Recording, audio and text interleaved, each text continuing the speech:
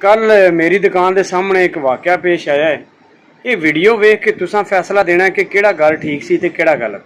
एक फ्रूट की रेहड़ी वाला सी ते ओह रोड के विचाले रेहड़ी खड़ी करके ते एक बंदे नूं फ्रूट तोल के दे रहा सी। पिछों एक गड्डी वाला आया, उन्हें हारन दिता कि भाई इनू साइड ते कर ले। अग्गों रेहड़ी वाले ने थोड़ा जिहा नखरा विखा के कहा कि भाई एक मिनट सबर कर ले, मैं साइड ते ला रहा। वो गड्डी वाले दा घर नज़दीक ही सी। वो घर गया तो 3-4 बंदे नाल लैके आया।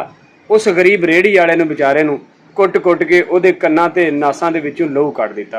ये वाकया वेख के ते मैनूं अपना वाकया याद आ गया कि पिछले साल सर्दियां दे विच 2 फ्रूट की रेहड़ी वाले उच्चे उच्चे नसीबों के गाने ला के जा रहे सन। मैं उन्होंने कहा कि भाई सर्दियों दी रातां ने, आवाज़ तुहाडी गाणियां दी बहुत दूर तक जा रही है, लोग रात नूं डिस्टर्ब होणगे ते बराए मेहरबानी इस टेप नूं बंद कर दिओ। ते अगे मैनूं कहिंदे ने जा बई ओ थाना खड़ी जाके परचा करा दे साडे ते।